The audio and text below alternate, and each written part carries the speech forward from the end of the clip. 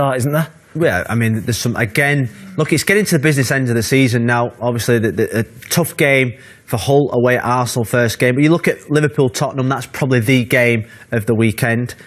Liverpool not in the best of form, Tottenham in great form. And can Tottenham go to Anfield and cement their place in second position? Yeah, games affecting top and bottom of the table. We'll talk about Swansea, Leicester later in the show. We'll also have a look at Arsenal and Hull. But let's have a look at the Liverpool Spurs, because this is an intriguing one right now. Liverpool in poor form, Tottenham in very good form. At the moment, probably Tottenham look the most likely to catch Chelsea at the top of the table, don't they? Well, you could arguably say it's probably the most settled team in the Premier League, Spurs. You know what you're going to get from them. The players know the positions that Pochettino play.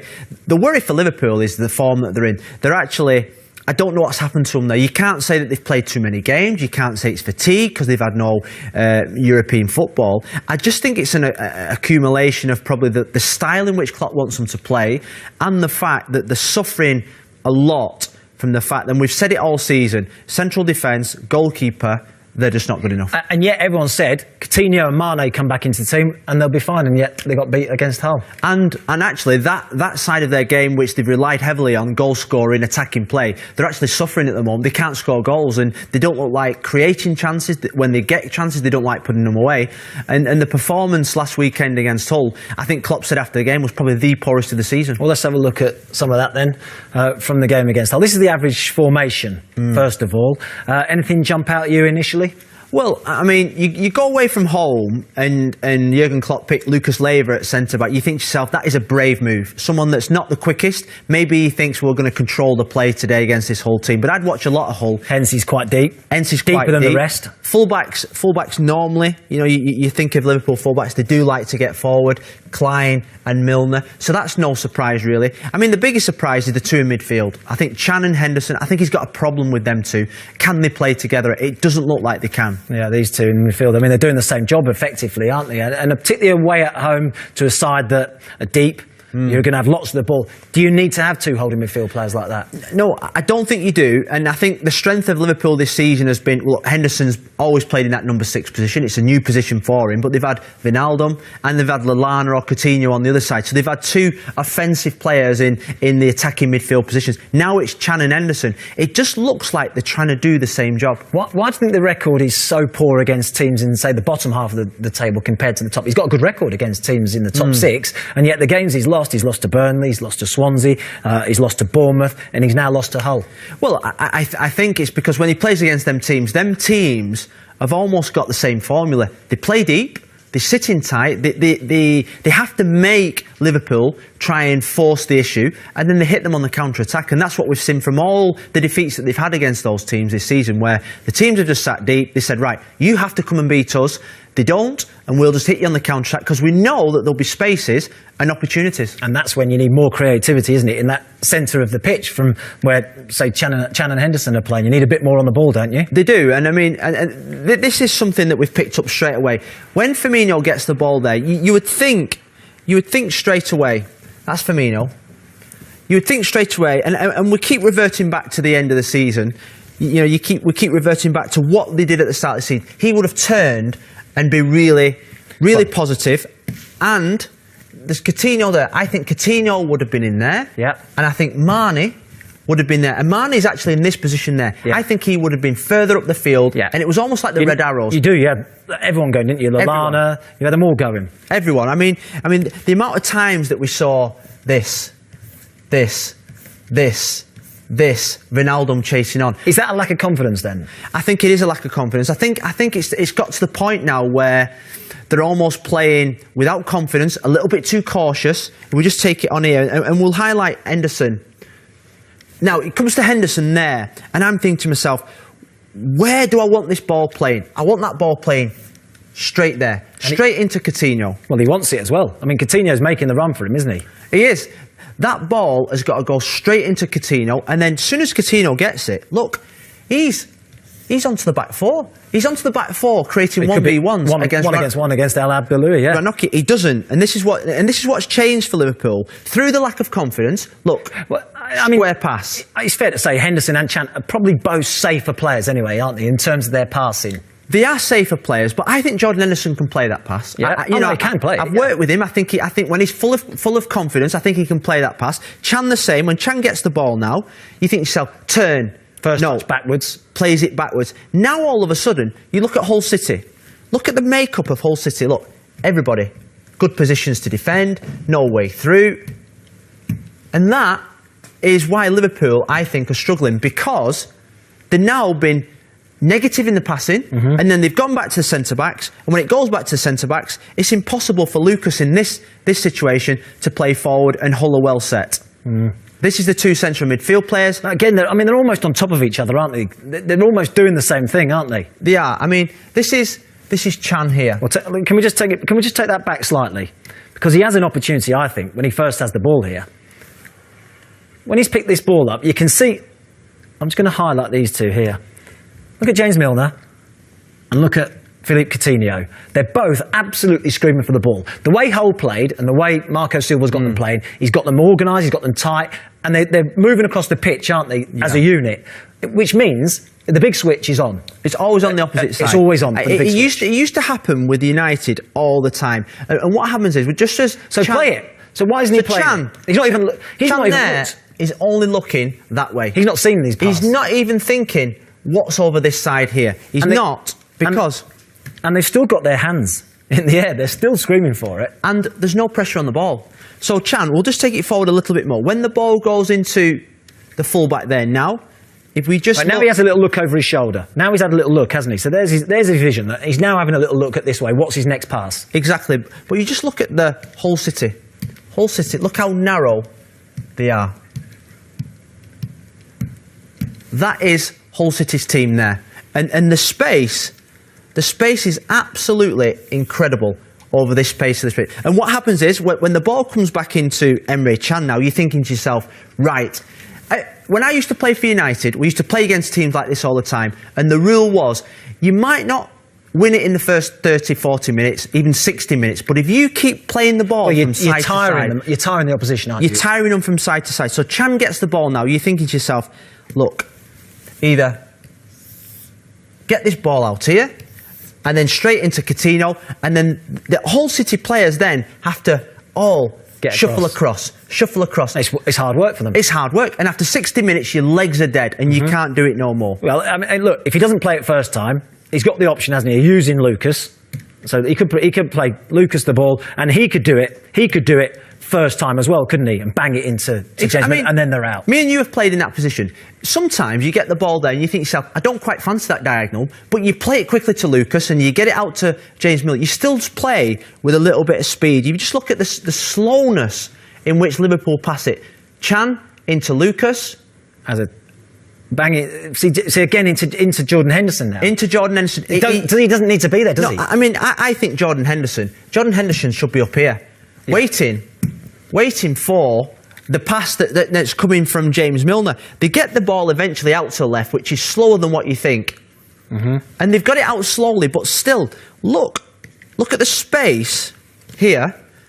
And there's still space. There's still space. Even though they've done it slowly. And the centre-forward can still run in behind. So even though they've played slowly, they can still get space in behind the whole... Imagine the space if they'd done it quickly. Imagine the space if they did it quickly. It's 2v2. It could be 2v1. He does well, Coutinho, doesn't he? He does do well. But Hull get back into shape.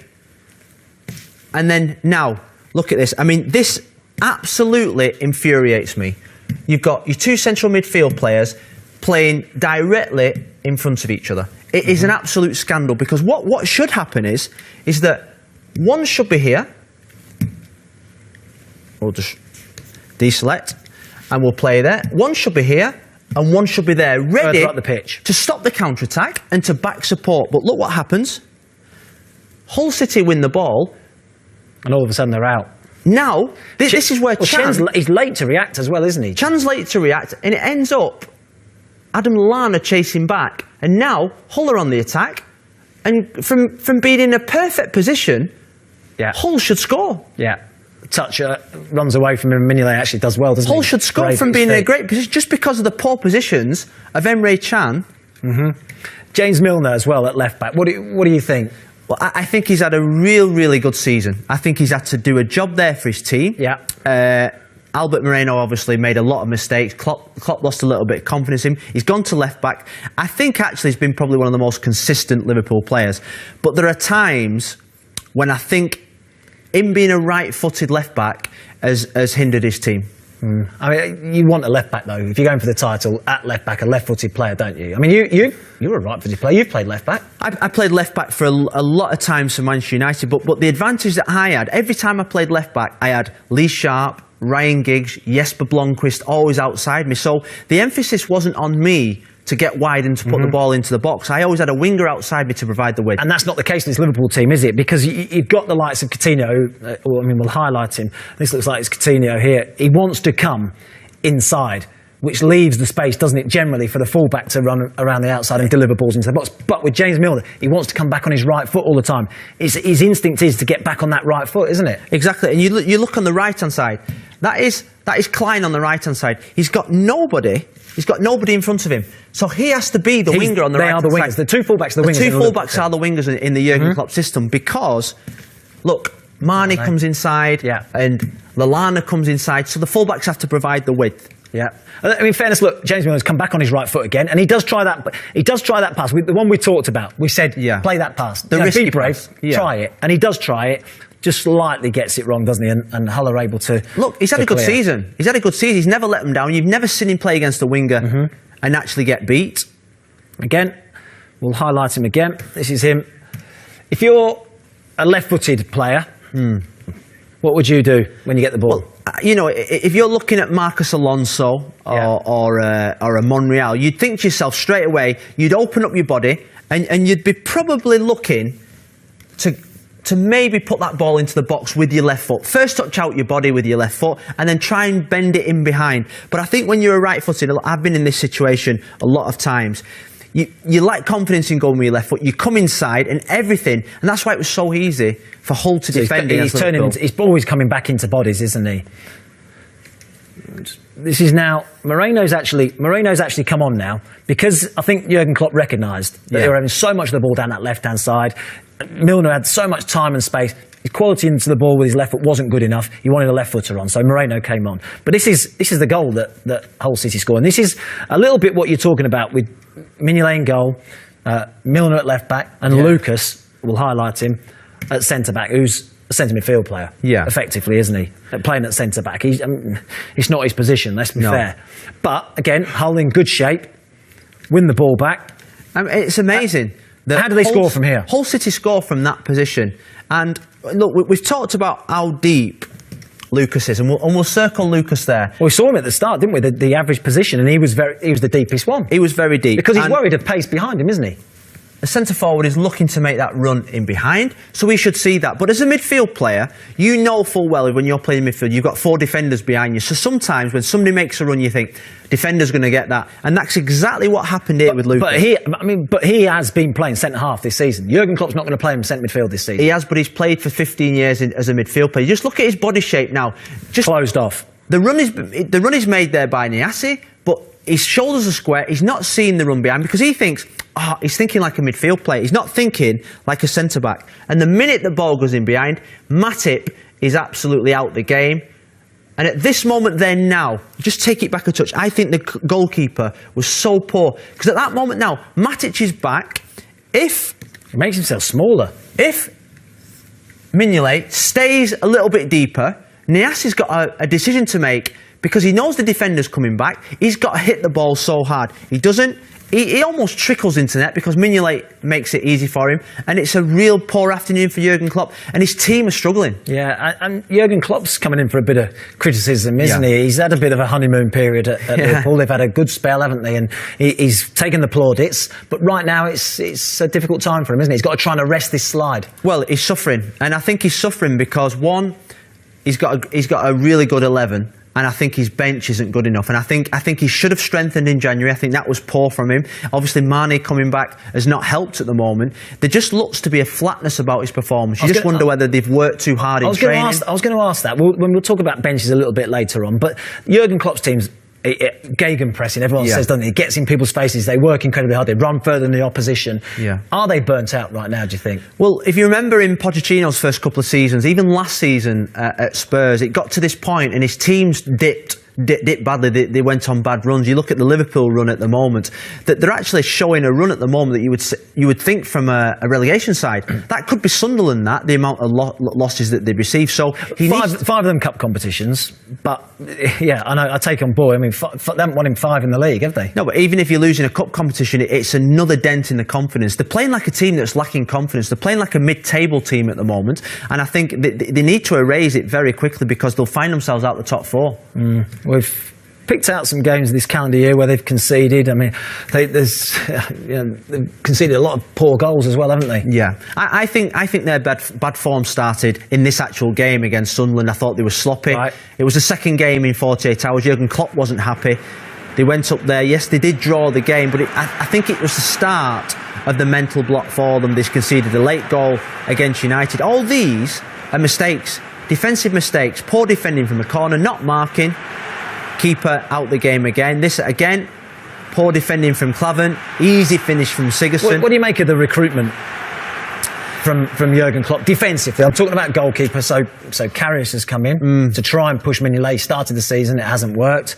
Yeah. Klavan, you mentioned there at centre back. Matip at centre back. Is that good enough to win a title? It's not good enough to finish in the top 4. I actually think Karius is the better keeper out of Mignolet and Karius, although I think it was the right decision to pull him out and let him have a breather.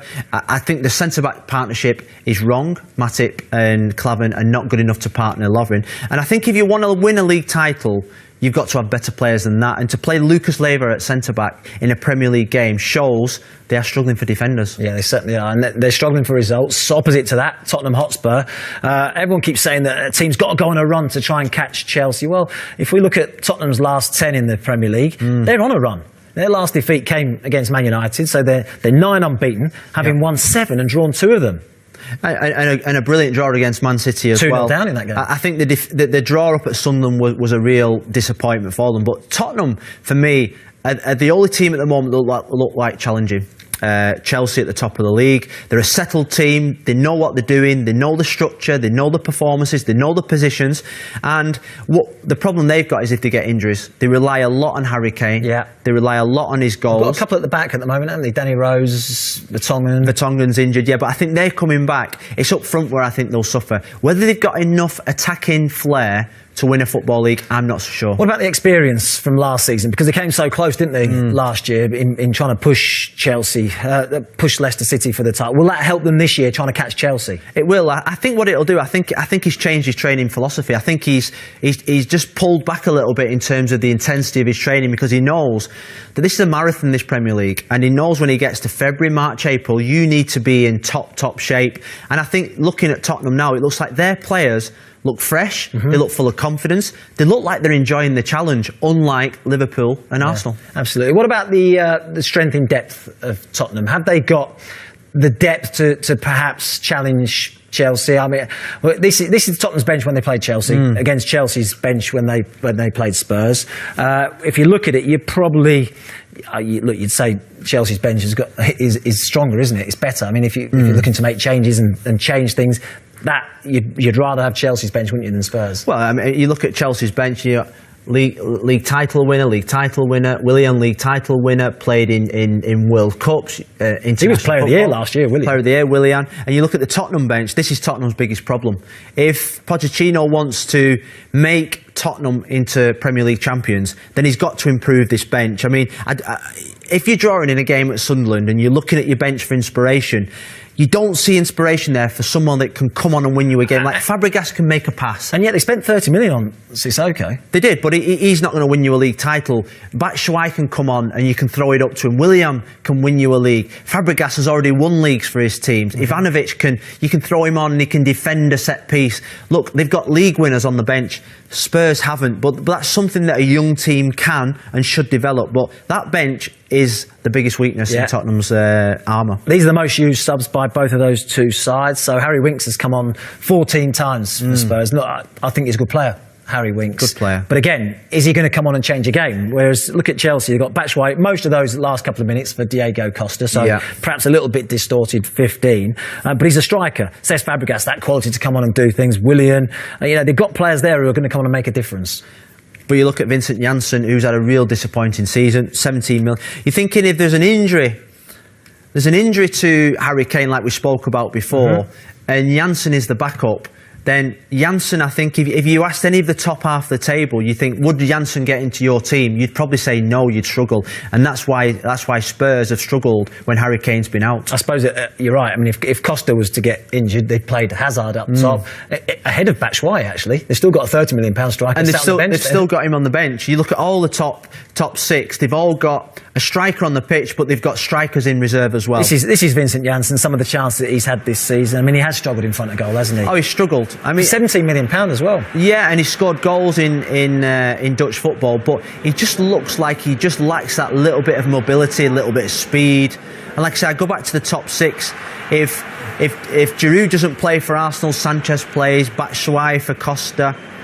Tottenham don't have that. If Ibra doesn't play, it's Rashford or Martial. Do you think this is a bedding-in period for him or not? Or do you think he'll get better? Do you think he'll improve? No, I don't see him actually improving. Look, I think he's a brilliant team player. He works hard for the team. Son? What about Son? I mean, I'm a fan of Son. Yeah. Probably misses too many chances. I think he hits that near post one a lot as well. He doesn't go across goal enough for me. He gets into brilliant positions. I watched this game at the weekend. Near post. He was fantastic. But the final pass or the final shot always seems to let him down. But I think he's someone that you wouldn't class as a centre-forward. He plays probably on either side of a wing. And whenever there's a big game coming up, Pochettino trusts him to play because of his attitude, his work ethic, and the fact that he always helps the team. We're hoping there's going to be a title race this year. Chelsea are obviously way ahead at the moment. Next 10 fixtures for both of these sides. Do you see room for Tottenham to catch Chelsea here? I think it's going to be very difficult. When we look at this graphic, you think to yourself, well, they could struggle against Man City and Man United, but that's 5 games away, 6 games away. So they actually need some of the teams in and around them and below them to actually help. Burnley away is a tough game. I think they've only had 1 defeat at home all season. Formidable at Turf Moor. Swansea, can they go to Stamford Bridge and cause an upset like they did at Anfield? But I think it's too late if they wait for Man City and Man United, because Spurs' games, you think Spurs have got 5 home, 5 away. They have to win every single one of those games, not draw, every single one, and they have to, and Chelsea have to slip up 3 times. You just can't see it happening. Okay, quickly then, give me a quick prediction then for this game. Liverpool versus Spurs, the 5:30 kickoff on Saturday. Which way do you see it going? I mean, can you see Liverpool fighting their way back into that top 4 contention as well? Well, they've had a free week, so you'd have thought that he's given them a couple of days off, got a little bit of energy back, worked on the system, but they're coming up against a real informed side, a side actually that hasn't done well at Anfield recently. But I just think that the fragileness of the Liverpool back 4, particularly them 2 centre backs. You look at Lucas, you look at Matip. You think Kane and Ali will be licking their lips thinking, I can't wait to get to Anfield at the weekend. There's goals for us in this game. And obviously with the goalkeeping situation, you think there's always going to be a slip up there. So I actually fancy Tottenham in this game. Interesting. It's going to be a good game though. Liverpool versus Spurs, 5:30 Saturday. Time for a break now. When we come back, we're going to be talking about Arsenal. Olivier Giroud came off the bench to score in Arsenal's last game against Chelsea, taking his substitute goal tally to 4 in the Premier League this season. There's only 2 other players for Arsenal have scored 4 goals from the subs bench in a Premier League season. Can you guess them?